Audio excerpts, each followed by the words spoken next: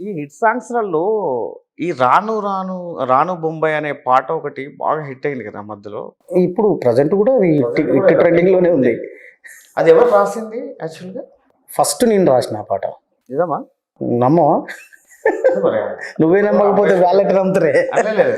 అట్లా కాదు. ఇప్పుడు సమాజానికి తెలియదు, నాకు తెలియదు, సమాజానికి తెలియదు. ఇప్పుడు ఆ పాట అంటే ఓపెన్ చేయగానే ఎవరు ఆ అబ్బాయి పేరు ఏం పేరు? రాము రాథోడా. తన పాటే అనుకుంటారు. అంటే యాక్చువల్‌గా ఇప్పుడు ట్రెండ్ అవుతున్న పాట అయితే ఆ తమ్ముడు రాసింది. రామురాథోడు రాసింది. అంతకు ముందు నేను రాసింది ఆ పాట. ఎప్పుడు జూలై 2024లో D10లో ఆ తమ్ముడు పార్టిసిపేషన్గా ఉన్నప్పుడు నాకు కాల్ చేసి ఆ ట్యూన్ పంపించిండు. అన్న ఈ పాట రాసి పెట్టవా అన్న అని. సరే తమ్మి రాసి పెడతా అని జూలైలో పంపిస్తే, జూన్లో పంపిస్తే, జూలై కాదు జూన్లో పంపిస్తే ఆగస్టులో రాసి ఇచ్చాను నేను పాట. ఓకే. ఆ పిల్లగాడే ట్యూను ఆ పల్లవి అంతా రాసి ఆ పల్లవి 4 లైన్లు నాకు రాసి పెట్టిండు. దాంట్లోనే ఉంది. క్యూ వాయిస్ పంపించిండు. నేను పాట మొత్తం రాసి ఇచ్చి మళ్ళీ ఆ తమ్ముడికి మెసేజ్ కూడా చేసిన 1 వీక్ తర్వాత. తమ్మి ఏమైంది పాట ఎప్పుడు చేస్తావు అంటే, అన్న నేను ప్రాక్టీస్లో ఉన్నా, డీలో ఉన్నా కదా, ఇది అయిపోయినాక మీకు టచ్లోకి వస్తాను అన్నాడు.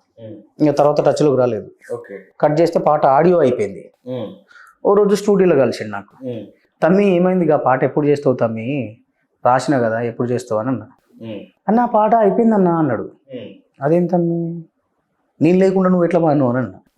కామన్గా ఏంటంటే రచయిత ఉన్నప్పుడు పాడితే బాగుంటుంది, ఏమన్నా మార్పులు చేర్పులు ఉంటే చేయొచ్చు అనేది ఒక కాన్సెప్ట్ ఉంటుంది.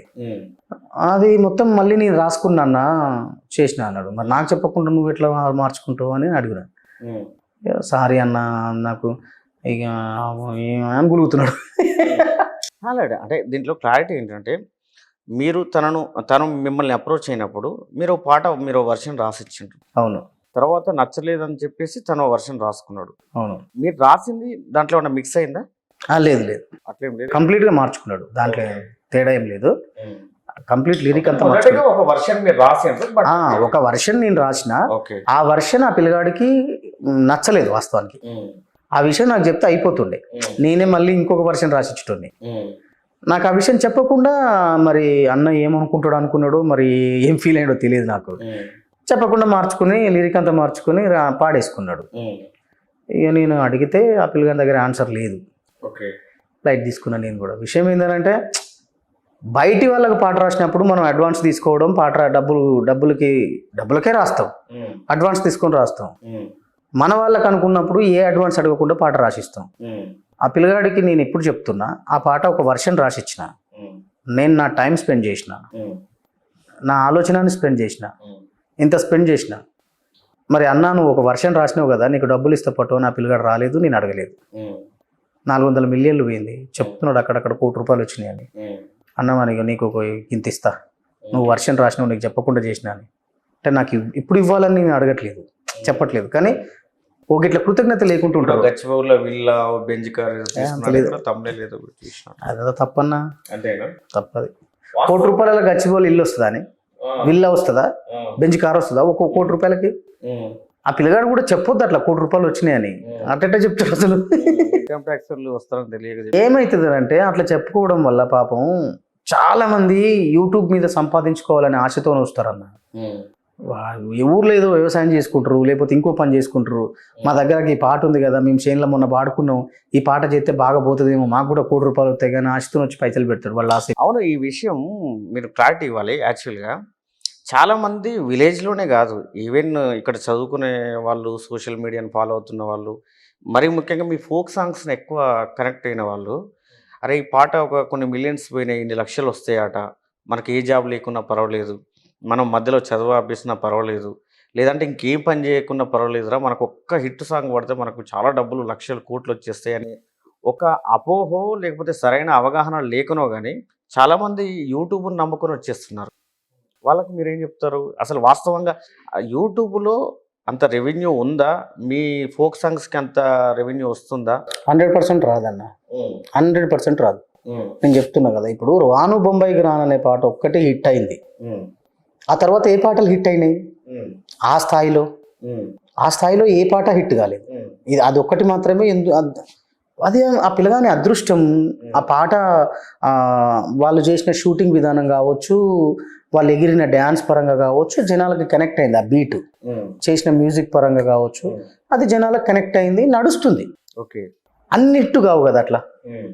ఇప్పుడు నేనున్నా గత సంవత్సరం కాలం నుంచి నా ఛానల్, నాకు కూడా సొంత ఛానల్ ఉంది, 7,25,000 సబ్స్క్రైబర్స్ ఉన్నారు నాకు. గత సంవత్సరం కాలంగా నాకు హిట్ లేదు నా ఛానల్లో. రీసెంట్గా మొన్న కమలాపురం రోడ్ ఆట అని ఒక పాట రిలీజ్ చేసిన, ఓ 30 మిలియన్లు పోయినాయి. 30 మిలియన్లు పోయినాయి. కమలాపురం రోడ్డాట కాగితాల కంపెనీ, నువ్వు కంకర గొట్టొస్తావా వన్నేలాడి రాదమ్మా, నీ పెళ్ళం సిన్నదిరో నీలి మేఘశ్యామ, అది దిట్టి మన్ను వస్తదిరో నా ముద్దుల రాజయ్య. ఒక 30 మిలియన్లు పోయింది. సంవత్సరం కాలంగా నేను చాలా పాటలు చేసిన, అంటే నా డబ్బులన్నీ పోయినట్టేగా. నేను ఏ పాట సంపాదించుకోవాలి? ఒక్క పాట ఆడియో చేయాలంటే ఈజీగా ఈ రోజుల్లో ₹1,00,000 రూపాయలైనా ఖర్చు అవుతుంది ఆడియో చేయాలంటే. ఓన్లీ ఆడియో, షూటింగ్ కాకుండా. సింగర్కి పేమెంట్ ఇవ్వాలి. నేనంటే లిరిక్ రైటర్ కాబట్టి నేనే రాసుకుంటా కాబట్టి నా పేమెంట్ పక్కకు పెట్టాను. మ్యూజిక్ డైరెక్టర్ పేమెంట్ ఇవ్వాలి కదా, సింగర్కి పేమెంట్ ఇవ్వాలి కదా. ఈ వీటితో ₹1,00,000 రూపాయలు వస్తాయి. షూటింగ్కి పోతే మళ్ళీ ₹1,00,000 రూపాయలు అవుతాయి. వీళ్ళు ఏం చేసిళ్ళు, జానపదాన్ని జానపదం లెక్క ఉంచకుండా చాలా మంది కోరియోగ్రాఫర్స్, ఇప్పుడు ఏముందన్న 6 మంది డాన్సర్లను పెట్టి నువ్వు పొలాల చుట్టూ ఎగిరిచిన పాటలు నడిచినాయి ఒకప్పుడు. వెనక 6 మంది ముందట లీడ్ డాన్సర్ పెట్టి ఎగిరితే మేము అట్లనే చేసినాం, నడిచినాయి. 10 మిలియన్లు 20 మిలియన్ల పాటలు పోయినాయి. సిటాపట సినుకులు అనే ఒక పాట ఉంటుంది, 150 మిలియన్లు. సిట్టాపట సినుకులకు ఎడదిన్నవో రాత్రి, నువ్వు ఎడవన్నవో రాత్రి, కొంటోళ్ళింటికాడ కోలాటమాడితే ఆడబోయిన్నే రాత్రి, నేను చూడబోయిన్నే రాత్రి.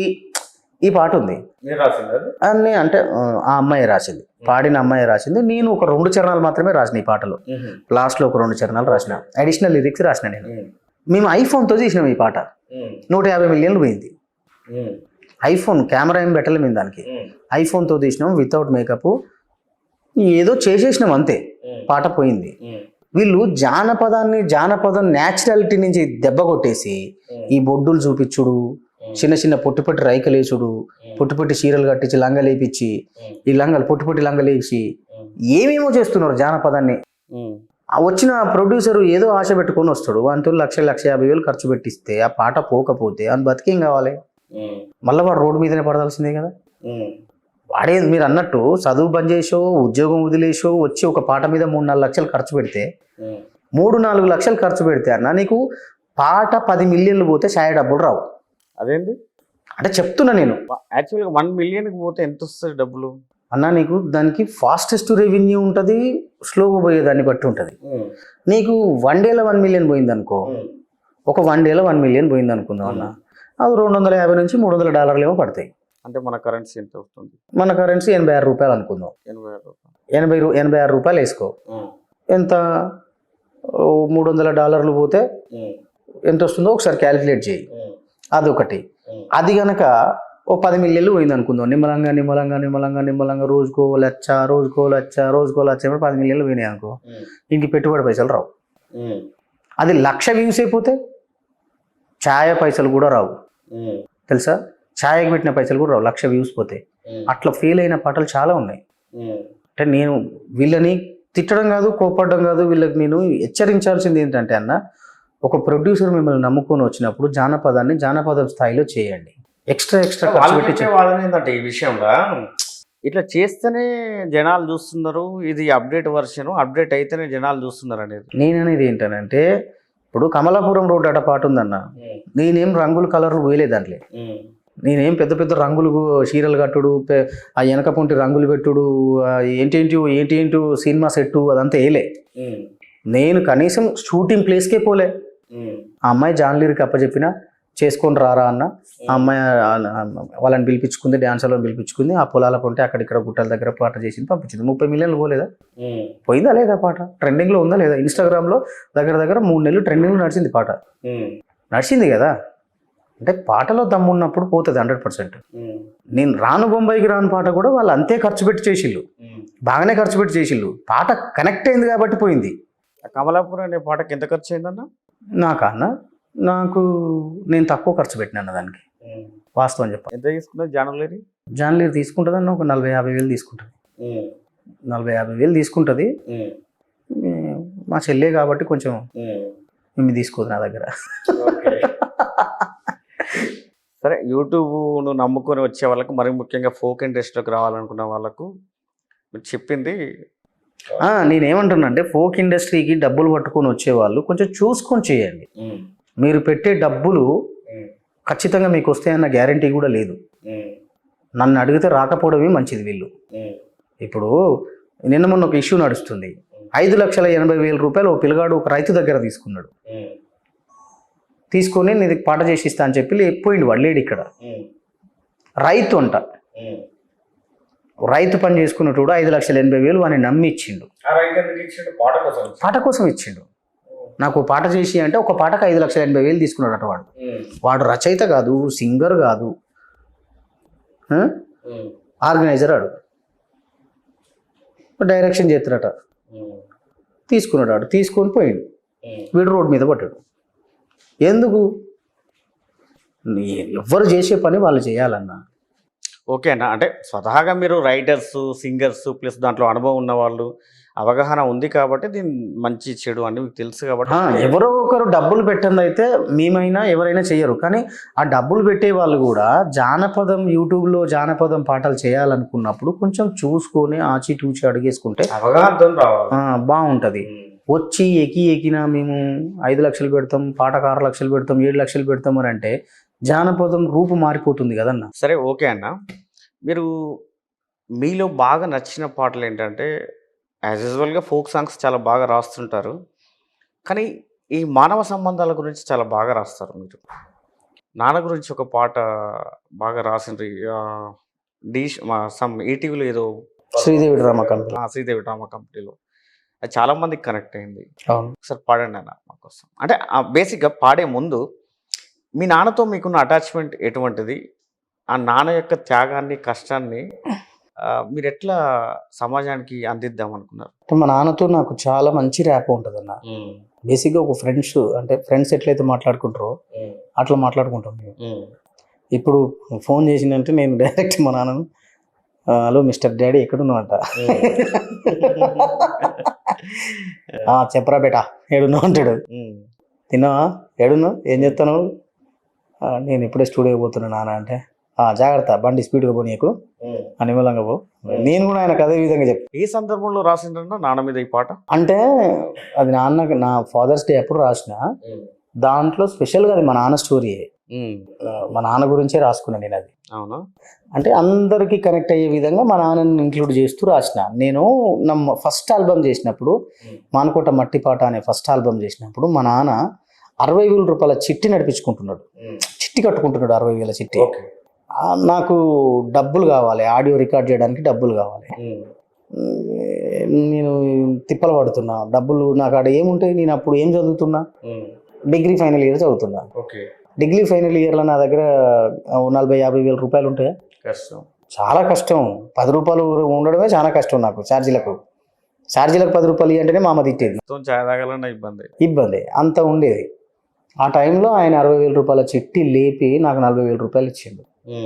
నేను అదే రాసిన ఆ పాటలో. దాంట్లో హుక్ లైన్ ఉంటుంది, తన భుజములు తడిమి చూడరా, నిన్ను మోసిన గుర్తులుంటవి, తను నడిచిన దారి గుండరా, ఎనలేని త్యాగముంటది, తన కన్నుల తడిని తాకరా, తన లోకం పిల్లలంటవి, నాన్న నీ కొందనం, నీ ప్రేమే బృందావనం, నాన్న నా ప్రతి విజయం నువ్వు చూపిన ఓ జాలి గుణం. నేను ఇవాళ విజయం సాధించి ఈ స్థాయిలో ఉన్నా అంటే దానికి కారణం నాన్న చేసిన త్యాగం. తన ముడుతల చేతులనే మురిపంగా తాకాలి, తన కష్టం విలువేంటో అవి నీతో చెబుతాయి, అరుగున అరిగిన చెప్పులురా తన అంగికి చెమటల మరకలురా. అంటే మా నాన్న తాళ్ళెక్కుతాడు అన్న బేసికల్గా. తాడెక్కితే తాడికి ఈ చేతులు పెట్టి ఎక్కుతారు కదా తాడి చెట్టుకి.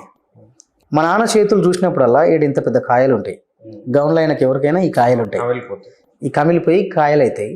అవన్నీ ముడతలు ముడతలు ఉంటాయి అన్న. ఇదాన్ని చాలాసార్లు నేను చూసేది మా నాన్న. అది అది అందుకే రాసిన అది.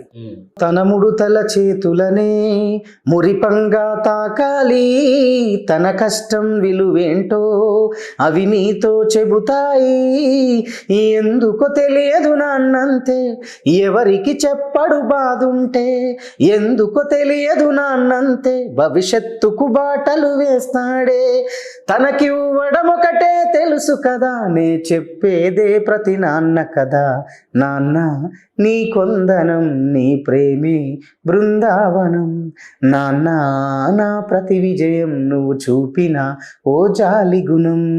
అది చాలా అద్భుతంగా రాసింది. అంటే ఆయనకి ఎంత కష్టం ఉన్నా చెప్పుకోడు కదన్న, చెప్పుకోడు. కానీ మనం ఎదగాలనుకునేది మాత్రమే తాపత్రయపడతాడు. ఆయన మనం ఏ స్థాయికి ఎదగాలనుకుంటున్నామో చెప్తాడు, కానీ ఎదగడం కోసం ఏం చేస్తుండన్న విషయం కూడా చెప్పడు.